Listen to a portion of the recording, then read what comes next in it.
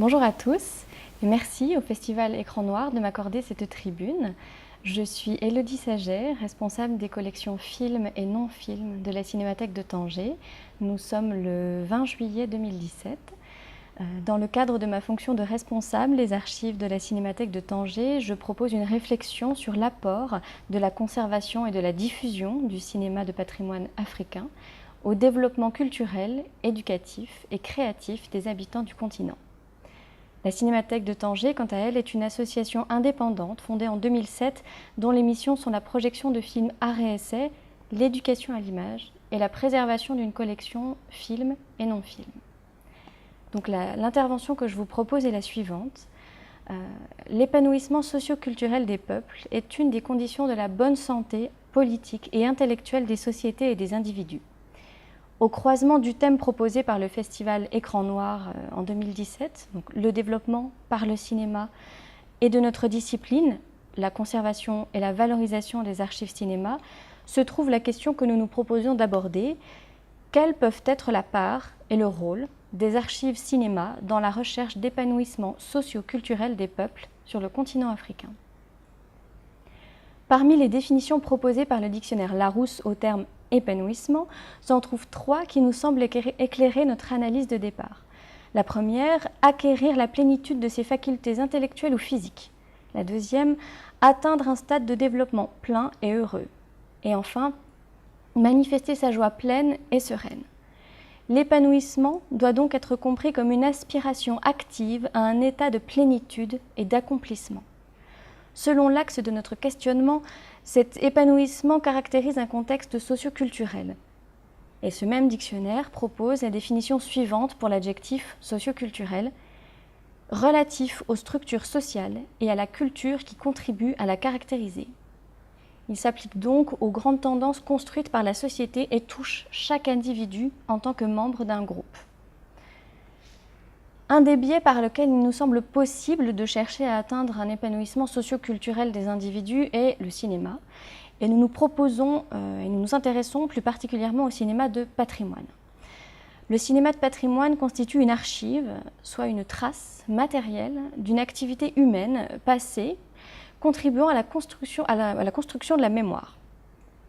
La mémoire est un processus mental dynamique qui prend les faits de l'histoire comme sujet et qui s'intéresse à la manière dont on se souvient de ces faits.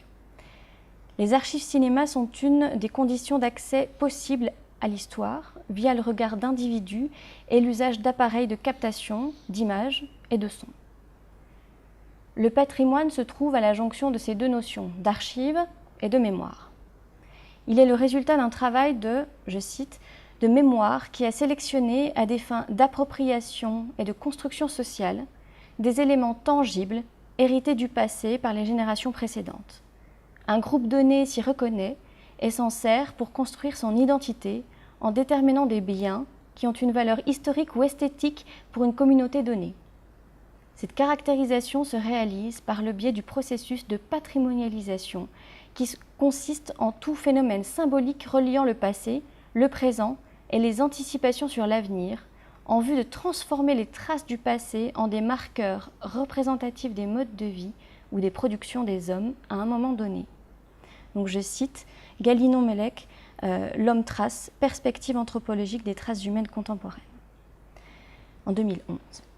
Le patrimoine se voit revêtu d'une réelle valeur culturelle, constitutive d'une identité.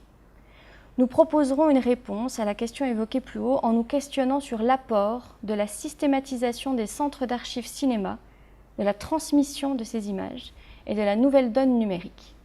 Dans un premier temps, je vais vous parler des centres d'archives cinématographiques, comment conserver le patrimoine en Afrique. Le cinéma de répertoire et le cinéma amateur sont entrés dans un processus de patrimonialisation depuis les années 1990, selon Dominique Payani. Il est la conséquence de multiples sursauts cinéphiles en faveur de la préservation du matériel cinéma provoqués par les évolutions techniques depuis l'invention du procédé d'animation des photogrammes. L'archivage cinéma, d'abord motivé par des situations d'urgence dues à des dégradations menaçant l'intégrité du support, a évolué en patrimonialisation, c'est-à-dire une appropriation des images dans la mesure où elles sont considérées comme incarnations et véhicule de valeurs communes à une société ou à une culture, voire à l'humanité. Les objets de patrimoine constituent alors des biens dont il faut protéger l'existence et diffuser en tant que représentation d'une société, participant à son identification et à sa cohésion, vecteur de savoir, d'éléments d'éducation qu'il faut conserver, transmettre et valoriser. Ce phénomène est né et s'est épanoui en Occident dans le rapport que celui-ci entretient avec les témoignages de son passé. Il s'est généralisé et internationalisé dans les régions du monde où le rapport à l'histoire et aux objets de l'histoire est tout autre, comme l'Asie ou l'Afrique. Lorsque le processus de patrimonialisation est enclenché, et parfois bien avant cela, les sociétés institutionnalisent et professionnalisent les compétences de conservation et de gestion d'archives. Les archives du film conservent les traces, c'est-à-dire les supports d'images et de sons, ainsi que les outils techniques qui permettent leur écoute, leur visionnage, leur projection. Ce à quoi s'ajoutent des objets dits non-films, qui sont tous les arts, techniques, documents, qui enrichissent la connaissance de l'histoire de l'art cinématographique et sa pratique à travers les époques et les styles. Les archives s'intéressent nécessairement au contexte dans lequel les objets ont été produits, réalisés et distribués afin de les rendre accessibles et pertinents aux usagers actuels. Fondé sur les sociétés, le patrimoine ne peut exister que lorsque ces objets et pratiques sont reconnus comme tels par les communautés qui les créent, qui les préservent et qui les transmettent. Pour ce qui est du matériel cinéma africain ou enregistré en Afrique, le processus de patrimonialisation s'est essentiellement déroulé ailleurs, en Europe, résultat de l'histoire politique des relations entre les deux continents. Ce sont dans les cinémathèques, les centres d'archives et les musées européens qu'est conservée une grande partie, pour ne pas dire l'essentiel, des images et des sons de l'histoire contemporaine africaine. Le British Film Institute conserve une partie des actualités pâtées, tournées et diffusées en Afrique. Les multiples cinémathèques européennes conservent de nombreux films de répertoire africain qui intéressent aujourd'hui la fondation américaine Martin Scorsese pour la restauration.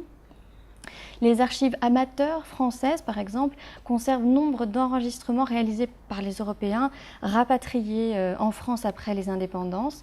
Donc ce sont des images de leur vie en Afrique, des images de vacances, des images du début du tourisme de masse.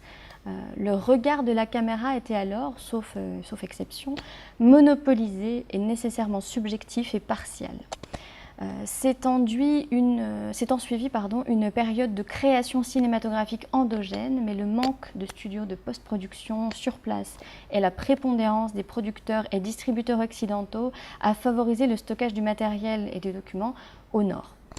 Aujourd'hui, la nature et la quantité des documents qui intéressent les archivistes spécialistes du cinéma sont décuplés par les technologies de captation numérique. En effet, si le sujet de la patrimonialisation concerne essentiellement les cinémas du passé, l'attention portée à la préservation doit également se porter sur les archives dites contemporaines afin d'anticiper la disparition du contenu des adresses web par exemple ou tout simplement l'obsolescence programmée des différents âges du numérique. Les images de fiction ou documentaires, professionnelles ou amateurs, les productions coloniales, endogènes et la circulation foisonnante d'images web actuelles sont donc les principales cibles pour les archives cinéma en Afrique. Les missions de ces centres d'archives sont de collecter, conserver, documenter les supports et de les dupliquer pour assurer la continuité de leur diffusion. Cette duplication passe aujourd'hui essentiellement par la numérisation. Elle permet parfois de sauvegarder un matériel par migration du contenu du support physique vers un support numérique, évitant ainsi sa disparition. Aujourd'hui, la question de la numérisation du patrimoine que je viens d'évoquer s'enrichit de la question de la patrimonialisation du numérique, puisque l'écrasante majorité de la création actuelle est en prise et en versement direct numérique. Les institutions d'archives cinéma doivent garantir la qualité de conservation, le maintien des connaissances sur le contexte de création et de diffusion, la documentation sur et autour du support original, la circulation des copies, la veille en matière d'interopérabilité et de lutte contre l'obsolescence technique. C'est pourquoi aucun pays ayant la volonté de veiller à son épanouissement socio-culturel et capable d'en mobiliser les moyens, ne peut plus se dispenser d'un centre de conservation et d'un service qualifié d'archives cinéma et audiovisuel. Des personnalités, des initiatives collectives ou étatiques se sont intéressées au recensement, à la diffusion, à l'analyse et à la conservation des patrimoines cinématographiques du continent. Les cinémathèques africaines pionnières sont bien sûr le Centre cinématographique marocain, archive étatique existant depuis 1944, la Cinémathèque algérienne, structure publique subventionnée par l'État créée en 1964, la Cinémathèque de Ouagadougou liée au festival FESPACO créée en 1989, plus récemment la Cinémathèque de Tanger, association indépendante créée en 2006-2007, ou le Centre des archives du Niger, bien d'autres aujourd'hui, viennent s'ajouter à ces cinémathèques historiques. De nombreuses autres initiatives d'archives ou de formation existent ou ont existé sur le continent, et aspirent à développer et pérenniser leur action. La santé de ces structures est aléatoire. Des difficultés parfois insurmontables émergent lorsqu'il s'agit de pérenniser les structures et leurs activités. La recherche de solutions pérennes est essentielle pour garantir la sécurité des collections et l'emploi des personnels. La dégradation mécanique et chimique, mais également la négligence par manque de moyens, par manque de recours ou de sensibilisation, représente un risque de détériorisation, voire de perte pour les collections. L'investissement dans des outils de gestion et de préservation, comme des bases de données ou des boîtes de conservation adaptées, est souvent trop lourd pour assurer la bonne conduite du travail. C'est souvent trop coûteux. Le manque de formation et de structure rend coûteux et risqué tout investissement financier et personnel dans cette filière.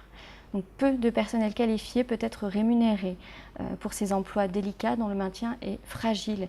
Et les perspectives de trouver un autre emploi dans le secteur en cas de problème dans une structure est très faible. Donc les gens s'investissent peu également. Ainsi, les collections sont souvent stockées plus que préservées. Elles sont exposées au moindre accident. Le retard d'inventaire et de catalogage se multiplie, rendant opaque l'évaluation même du patrimoine cinématographique présent en Afrique et donc rend difficile, voire impossible, son accès. Au risque de faillite financière et de manque de suivi s'ajoute la menace que représente la dispersion des copies et le vide juridique qui existe encore. À la fin des années 60, dans un contexte de décolonisation, l'UNESCO a décrété quantité d'œuvres cinématographiques comme appartenant à un patrimoine commun de l'humanité. Ces œuvres ont bénéficié d'une protection juridique à la préservation et à la diffusion afin d'être mises à la disposition du plus grand nombre, d'abord conçues pour assurer la protection d'un patrimoine estimé prioritaire dans des contextes de bouleversement politique, la reconnaissance de la valeur patrimoniale et artistique des œuvres cinématographiques tournées en Afrique a provoqué un retrait et un désintéressement durable des gouvernements qui déléguaient la préservation du patrimoine commun à la communauté internationale. Des sauvegardes d'urgence ou des soutiens ponctuels en formation et en financement existent sur des projets précis et limités dans le temps, en collaboration nord-sud le plus souvent. Des organismes internationaux comme la Fédération internationale des archives du film interviennent pour la formation et l'expertise. L'UNESCO définit des recommandations internationales et les cofinance. Le Centre national de la cinématographie et de l'image animée française, dont l'ancienneté et les activités de recherche offrent une exemplarité d'expérience inspirante, soutient des projets d'archives en Afrique également. L'heure est aujourd'hui aux coopérations sud-sud et régionales, seules capables de répondre aux défis posés par le fonctionnement quotidien des archives africaines. Face à la disparité des situations entre Nord et Sud, et sur le continent africain en général, le rapprochement des structures dans des réseaux Sud-Sud permettra de rompre l'isolement, de trouver des modèles de financement et de fonctionnement propres à des situations spécifiques. Elle permettra aussi d'innover et de mutualiser les solutions. À défaut de quoi, ce sont des modèles importés et parfois peu adaptés qui seront appliqués. Nous prenons ainsi le risque que ces modèles fragilisent les archives africaines en maintenant une relation de dépendance avec le Nord. Un marché local et international doivent être aménagés, comme l'ont déjà fait les pays ACP, donc Afrique, Caraïbes, Pacifique, pour la création contemporaine. Le milieu des archives doit utiliser la valeur patrimoniale des films pour leur redonner une valeur commerciale afin de générer des fonds propres de fonctionnement pour les structures de conservation et de valorisation. Les canaux de marchandisation du cinéma existent déjà. Quelques rares salles, la télévision, la vidéo à la demande, les DVD, les réseaux sociaux. Les archives africaines vont devoir relever le défi de la recherche d'autonomie via la mutualisation des efforts collectifs des structures africaines.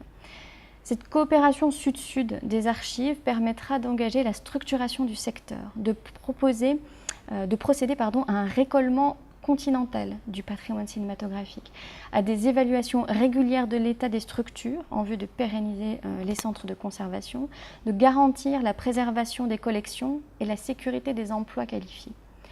Aucune des solutions possibles ne pourra être engagée sans la sensibilisation des pouvoirs publics aux aspects budgétaires et juridiques. S'il n'est pas souhaitable que la totalité des initiatives dépendent des gouvernements, il est nécessaire qu'elles puissent bénéficier de protection via des législations favorables à la protection patrimoniale et à l'accessibilité des œuvres. Il faudra donc entamer ou poursuivre, parce que c'est le cas dans certains pays, le dialogue pour inciter à la protection juridique des objets patrimoniaux, mais aussi des associations, des fondations, des musées qui préservent et valorisent les archives en leur garantissant la possibilité de recevoir des subventions ou des contributions financières privées, de bénéficier de labels protecteurs tels que celui de l'association d'utilité publique, de la généralisation de dispositifs législatifs de bon usage dans le but de promouvoir l'accès démocratique à ce patrimoine cinématographique. Ainsi ont été collectées, restaurées et diffusées les œuvres de Djibril Diop Mambéty, Ousmane Sembène, mais ces actions restées circoncises dans le temps et dans les choix sont à généraliser.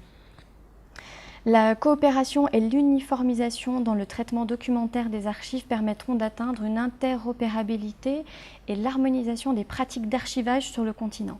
L'intérêt est à la fois scientifique puisqu'il permettra une meilleure connaissance du patrimoine à l'échelle du continent et donc une meilleure accessibilité par l'enrichissement des programmations et la circulation des copies. Et enfin, par une diffusion commerciale plus opérationnelle permettant d'optimiser l'insertion sur le marché. Enfin, la pérennisation est une question humaine et le secteur ne sera stabilisé que par le renforcement ou la création de formations universitaires et continues afin de disposer de professionnels qualifiés. Ces formations devront se développer en parallèle du développement des initiatives d'archives pour préparer un environnement professionnel viable pour ces personnes formées et qualifiées. Pour l'établissement d'un dialogue interprofessionnel entre les archivistes et les créateurs, producteurs, diffuseurs d'images, se créera un climat de confiance garant de la continuité de l'écriture et de la transmission de l'histoire du cinéma. Ce dialogue permettra ainsi la création d'un circuit systématique et juridique par des dépôts légaux généralisés, par exemple, du cinéma aux productions audiovisuelles, en passant par les films extérieurs diffusés sur le territoire, d'intervention des grands centres de conservation du cinéma. Dans un deuxième temps, je vais vous parler de transmettre le patrimoine cinématographique en Afrique. Conserver pour mieux montrer. L'accessibilité et la transmission du cinéma de patrimoine et des archives contemporaines sont les pendants indispensables de la conservation. La patrimonialisation renforce le rôle du cinéma en tant qu'objet de connaissance, d'éducation et donc de renforcement des consciences. Il est aussi objet de plaisir et de stimulation pour la création contemporaine. Si les approches classiques de compréhension et d'analyse de ce patrimoine sont l'histoire, l'esthétique et la technique, depuis le congrès de la FIAF à Bristol en 1978, les conditions de diffusion et de réception des films de patrimoine sont prises en compte. L'impact du cinéma sur les populations est perçu comme un fait, une évidence culturelle. L'analyse de cet impact joue un rôle dans la transmission du cinéma à travers le choix des œuvres et les moyens de diffusion. Les équipes de Cinémathèque et des archives du film expérimentent chaque jour. Les images et les sons enregistrés jouent un rôle essentiel dans la construction des sensibilités artistiques et historiques des individus, mais encore dans l'enseignement à tous les niveaux scolaires. La patrimonialisation du cinéma de répertoire renforce la légitimité du cinéma en tant qu'objet culturel et historique au fort potentiel pédagogique. L'audiovisuel amateur joue un rôle de témoin, d'élément de documentation, de contre-discours historique. Ce sont donc des éléments de comparaison, de confrontation, de critique, des éclairages uniques que l'on peut aisément associer à des témoignages et à d'autres disciplines, à des expériences ou à des souvenirs personnels. Ce sont donc des connaissances et des ressentis à forte capacité d'imprégnation. Des politiques et des actions d'éducation à l'image se doivent donc d'être menées le plus largement possible. Le travail autour du cinéma peut tout à la fois ouvrir sur le monde que permettre de se comprendre soi-même, notamment lorsque l'histoire a spolié une partie du patrimoine d'un pays. Il permet de se réapproprier son histoire, son image et de l'enseigner autrement avec l'outil audiovisuel puissamment évocateur par exemple. Les premières images animées africaines ont été essentiellement produites au cours de la période coloniale et ont donc généré des images et des points de vue extérieurs aux peuples colonisés filmés, les dépossédant d'une partie de leur histoire culturelle par l'intrusion d'un mode de documentation sociologique, ethnographique et historique extérieur, évidemment politisé et souvent dégradant. L'analyse et la compréhension de ces images, avec un nouvel éclairage, est d'une importance capitale dans des pays où le passé colonial a fortement perturbé le développement et la nature des sociétés. Il est essentiel de les connaître et de les expliquer pour comprendre ensuite les voies de l'autonomisation de la production d'images endogènes qui s'est ensuivie. Restituer la connaissance du cinéma et plus largement des images permettra d'aiguiser les consciences, de favoriser le recul historique et donc la construction de l'avenir. L'accessibilité et l'accompagnement des spectateurs, quel que soit le média d'accès aux images, doivent faire l'objet d'un soin particulier et donc d'un investissement de moyens, de temps et d'implication de personnel. Le dispositif lycéen au cinéma pour les 14-17 ans, ma petite cinémathèque pour les 6-10 ans et ma toute petite cinémathèque pour les 2-5 ans ont été mis en place à la cinémathèque de Tanger afin de proposer des programmations raisonnées, variées et de qualité. Le contexte de projection fait également partie du processus pédagogique avec des séances uniquement en salle de cinéma, accompagnées de présentations, de débats, de documents pédagogiques, encadrés par des professeurs formés afin de prolonger et compléter la médiation en classe. Chaque année, les lycéens se voient proposer au moins un film de patrimoine issu du répertoire africain ou oriental. Nous accordons une grande écoute à leur réception des films, puis nous apportons des éléments de contexte, de compréhension.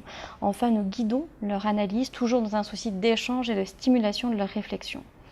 La mise en place de ce genre de dispositif requiert une implication du gouvernement via les ministères de l'Éducation afin de financer et d'étendre les zones de formation et d'embrasser idéalement toutes les couches socioculturelles. Les dispositifs de diffusion culturelle se multiplient, notamment via les multiples festivals qu'accueillent les pays d'Afrique. Parmi les plus anciens et les plus rayonnants figurent les Journées internationales du cinéma de Carthage depuis 1966, qui apportent un éclairage particulier aux films et aux auteurs entrés au patrimoine, comme l'a montré l'édition 2016. Le FESPACO, qui est émergé de la volonté de cinéphiles de se retrouver et de montrer les films africains, et notamment les films fondateurs de leur culture cinéphile. Néanmoins, les films de répertoire de la Cinémathèque de Ouagadougou restent difficilement accessibles, faute de moyens à investir dans le catalogue, qui est un outil essentiel, bien sûr.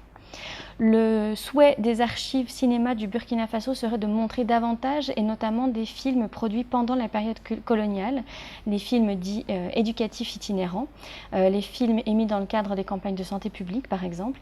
Ils sont porteurs d'images de l'Afrique terribles pour un regard contemporain et très difficiles à assumer pour les cinémathèques européennes qui bien souvent les conservent sans se décider à les programmer. Ces films font partie de l'histoire et cette période doit bénéficier d'éclairages actuels et être plus accessible aux historiens, aux étudiants, aux enseignants. Les programmes des instituts culturels locaux ou étrangers, comme la Cinémathèque Afrique de l'Institut français, peuvent jouer un rôle important, tel qu'a pu le faire le Centre culturel français, où se retrouvaient les fondateurs de la quinzaine du cinéma africain, qui est l'ancêtre du FESPACO. Étant donné les capacités de diffusion de ces instituts, grâce à leur financement régulier par exemple, ils ont un pouvoir potentiel important et il leur faut encore étendre leur zone d'intervention afin de favoriser l'accès aux films par le plus grand nombre et la circulation des copies de films de patrimoine. Ce travail de diffusion devra accroître la sensibilité aux potentialités socioculturelles du cinéma de patrimoine et agir en faveur du développement des cinémathèques. La question de l'accès étant la condition sine qua non à la constitution de la mémoire. La diffusion du cinéma et de l'audiovisuel au plus grand nombre et dans des conditions scientifiques et pédagogiques pertinentes, bien sûr, fait partie de la profession de foi des archives du film. Cette diffusion utilise des canaux classiques mais s'épanouit de plus en plus via les nouvelles technologies. Lieu de projection originelle, historique et presque sacré pour les cinéphiles, la salle de cinéma offre une expérience collective et technique affectionnée par les amoureux du 7e art. Instrument incontournable du financement de la création en France ou aux États-Unis, les salles restent un segment essentiel du secteur. Elles ont par ailleurs un rôle important dans l'aménagement urbain et la vie des territoires. C'est un lieu de rencontre, de sociabilité, de créativité et d'enrichissement culturel. Elles ont souffert d'une épidémie de fermeture partout en Afrique. Elles sont incontournables pour les institutions qui se doivent de préserver les salles pour maintenir des lieux capables de restituer les prises de son, les cadrages, les mises en lumière originelles dans des conditions exigeantes et qualitatives. Or, la situation de crise que vit l'exploitation cinématographique dans la majorité des États appelle, en plus des mesures fiscales et douanières, un régime d'aide à l'investissement indispensable à la distribution et à la promotion des films de la région Afrique-Caraïbes-Pacifique, ainsi qu'à leur programmation. La modestie de chaque marché national plaide pour la mise en place d'un marché harmonisé à l'échelle régionale. Je cite Toussaint Tiendré-Ogo, la filière cinéma et audiovisuel comme facteur de développement pour un colloque bruxellois en 2009. Il semble intéressant d'encourager la sortie des films de patrimoine d'un cercle purement culturel pour le réinjecter dans le circuit commercial grâce à des ressorties de versions restaurées, commentées, longues, afin de générer du capital à réinvestir dans sa préservation et sa valorisation. Les salles de cinéma ne sont certainement pas le seul canal de diffusion, car malgré les fermetures massives des salles de cinéma, les films n'ont jamais été potentiellement aussi accessibles. Sur smartphone, tablette, ordinateur, on peut désormais visionner et projeter des films en streaming, téléchargés sur des plateformes légales et des distributeurs, diffusés par des canaux satellitaires. Les salles de cinéma, elles aussi, font appel aux nouvelles technologies pour enrichir leur programmation, avec par exemple des retransmissions d'opéra ou de ballet que l'on peut télécharger en qualité DCP. La culture circule désormais pleinement sur la toile. Le numérique révolutionne l'image, il en bouleverse et renouvelle tous les aspects, de la production à l'accès. Dans ce contexte, la consommation d'images est croissante. La duplication numérique offre des possibilités de diffusion dont la diversité de formats, de poids, de canaux de diffusion est inédite. La numérisation à grande échelle d'un héritage culturel analogique et l'arrivée de matériel produit en numérique permettent des formes d'accès entièrement en ligne. Entièrement nouvelles, notamment un accès total au patrimoine culturel en ligne par le grand public. L'accès en ligne permet en outre de nouvelles formes d'interaction avec ce matériel. Le remixage de fragments de vieux films, par exemple le concours remix néerlandais Celluloid Remix, ou l'indexation de contenus audiovisuels par les internautes, comme le jeu en ligne Wesda. Donc là, je cite Julia Nordgraf dans DINarchive en 2012. Le numérique améliore considérablement l'accès au contenu et facilite l'interaction en offrant des outils de recherche et de présentation de l'information aisément diffusables à une audience élargie et diversifiée en un temps record. Grâce au numérique, les possibilités de valorisation des archives et donc de patrimonialisation sont considérablement augmentées. Aujourd'hui, les archives entrent dans un espace numérique global. Grâce au numérique, elles sont devenues des contenus médiatiques comme les autres. Il a par ailleurs permis la mise en ligne d'images par n'importe quel utilisateur d'Internet, que cet utilisateur soit une institution ou un particulier. Chacun peut partager ses images, un témoignage, un clip. Internet permet donc une collecte proactive de la mémoire et modifie l'approche des documents. Les archives numériques sont aujourd'hui au cœur des préoccupations de recherche méthodologique à propos de leur collecte, de leur captation et de leur conservation. En effet, le numérique pose des problèmes techniques d'obsolescence des machines et des supports, doublés d'un risque de perte de qualité lors des migrations, copie, partage. Il pose des questions méthodologiques de maintien des connaissances sur les conditions initiales de production et de diffusion, dont l'accès est rendu difficile par le numérique. Avec ces facilités de circulation dématérialisées, les supports ont été dissociés des contenus. C'est pourquoi c'est un travail plus difficile. Ainsi, la pratique des archivistes est redéfinie à l'aune de la mutation du sacro-saint document original. Le maintien par l'adaptation de ce métier est d'autant plus important que nous constatons un enrichissement des documents accessibles et parallèlement leur fragilisation par la précarité des liens avec la disparition plus ou moins rapide de certains URL. Cette inflation et massification des contenus publiés, leur fragmentation, leur propagation, la dématérialisation engagent derrière une rupture épistémologique pour l'archiviste qui considère désormais des ressources ou des données davantage que des documents. Les mutations en matière de diffusion doivent s'accompagner d'une adaptation de la législation qui doit à la fois garantir une facilité d'accès aux spectateurs autant que la restitution des droits d'auteur qui sont devenus essentiels dans la chaîne de financement de la création contemporaine ou de la préservation des films de patrimoine. Dans la diffusion de cette législation, dans la définition de cette législation, il est important de maintenir deux approches, l'une commerciale et l'autre culturelle, toutes deux dans des contextes favorables à leur bonne réception. Si la diffusion illégale peut pallier de réelles lacunes de diffusion légale, ce n'est que jeter un voile sur une plaie béante. La qualité de l'expérience cinématographique ne doit pas sacrifier à la diffusion à tout prix. Il est important de favoriser des plateformes économiquement accessibles et proposant une qualité, un contexte favorable à la découverte des œuvres. Ainsi, les spectateurs doivent pouvoir bénéficier d'un accès commercial aux versions restaurées, aux versions longues ou augmentées, mais aussi à des versions culturelles destinées aux spectateurs qui recherchent culture et divertissement, aux étudiants, aux chercheurs qui ont besoin de ressources. Aménager de bonnes conditions de réception est à la fois une marque de respect pour le spectateur, les œuvres et les auteurs. Les cinémathèques se doivent de se situer comme initiatrices de ces plateformes et se poser en interlocuteur des pouvoirs publics pour trouver le meilleur compromis entre accessibilité par le spectateur et viabilité du secteur de la préservation du patrimoine. Dans un troisième temps, je vais vous parler de l'appropriation du cinéma de patrimoine en Afrique. Si la consommation et le partage d'images sont croissants, les canaux actuels profitent davantage à la diffusion d'images étrangères sans donner une dimension suffisante aux images locales. Cette mondialisation envahit les espaces numériques et véhicule des images et des modèles dominants venus de l'extérieur sans favoriser suffisamment la connaissance mutuelle, la compréhension ou même la diffusion mondialisée d'images endogènes. Ce phénomène renforce les obstacles à l'affirmation positive de l'identité culturelle, à la démocratisation de l'éducation et à la création indépendante, pourtant essentielle à la vitalité et au renouvellement dans un contexte mondialisé qui met en difficulté les modes de vie, les diversités d'identité et la création.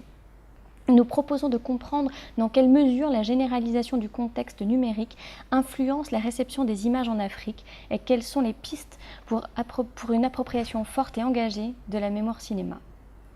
L'archive est passée d'un intérêt pour les objets culturels vers un intérêt pour la circulation et l'interaction de ces objets, matériels ou dématérialisés, avec leur environnement. La croissance des échanges via Internet bénéficie davantage à une culture de la consommation qu'à la culture des images. Le patrimoine est par essence constitué d'objets produits dans une temporalité différente de la nôtre.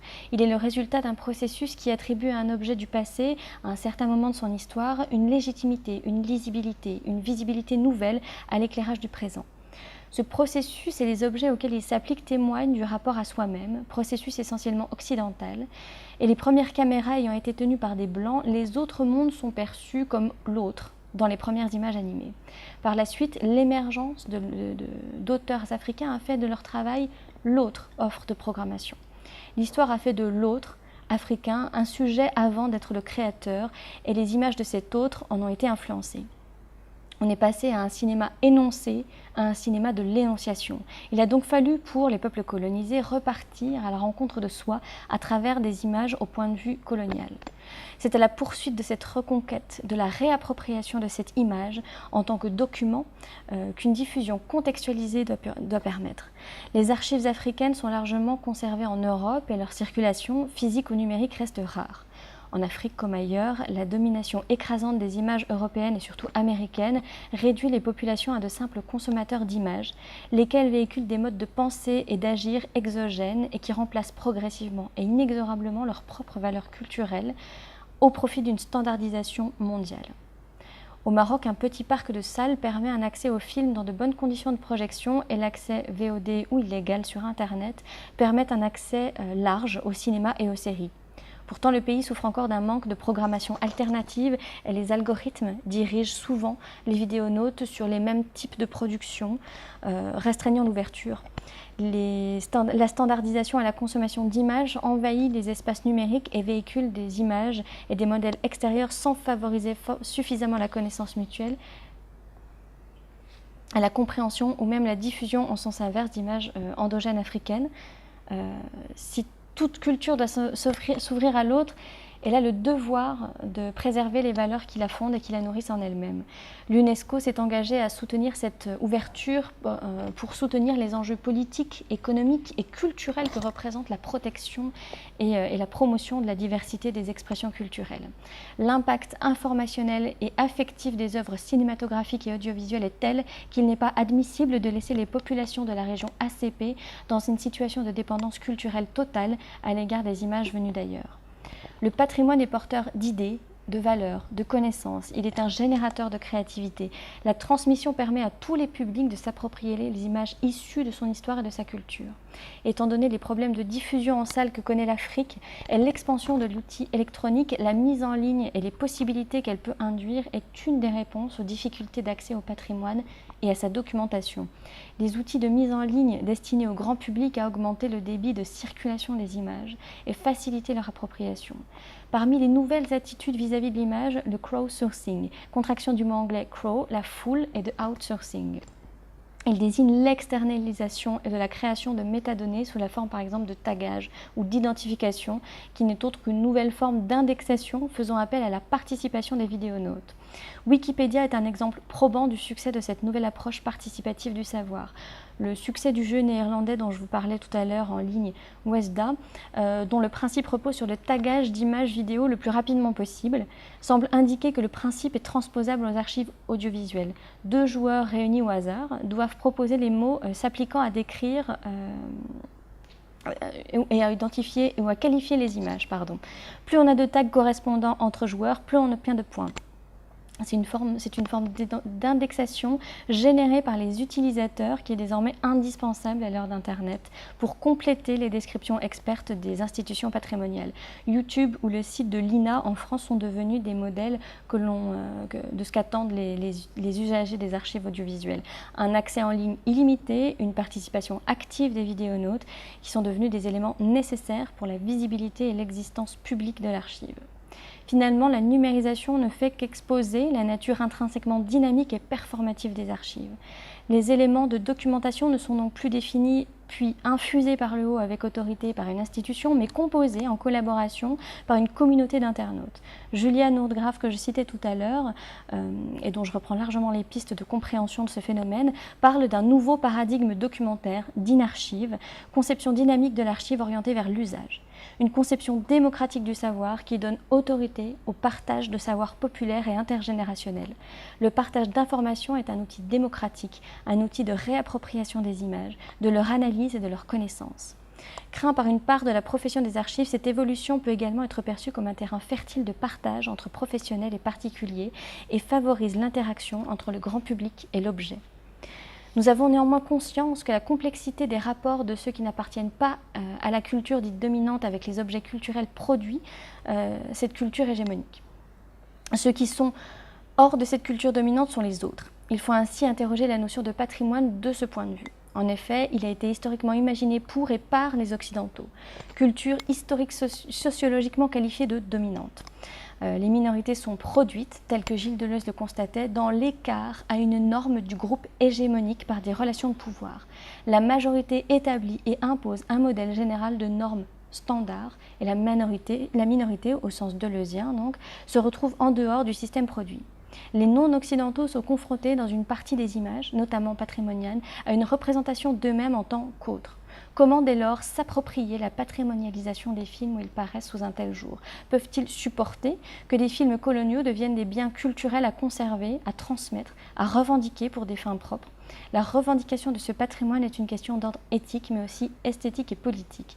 Pour l'autre, qui symboliquement n'a pas accès à un patrimoine qui serait le fruit de son regard, cette revendication est une contradiction performative, un geste qui revient à exercer une liberté et affirmer une égalité précisément par rapport à une autorité qui exclurait les deux. C'est justement dans et par cette contradiction qu'il leur est possible d'imaginer l'appropriation des images de patrimoine colonial par des sociétés anciennement colonisées. Faire d'une dissemblance non plus un défaut au regard d'une majorité, mais un capital à investir. Je conclurai en disant que la systématisation d'ouverture de centres d'archives du film en Afrique se révèle indispensable pour la préservation des images de patrimoine et les archives contemporaines, pour une démocratisation de l'accès à la mémoire dans le cadre de politiques éducatives, culturelles et créatives. Source d'emploi, de renforcement de l'éducation et du partage, l'affirmation de la place du cinéma de patrimoine contribue à l'épanouissement socioculturel des sociétés et des individus. Je vous remercie.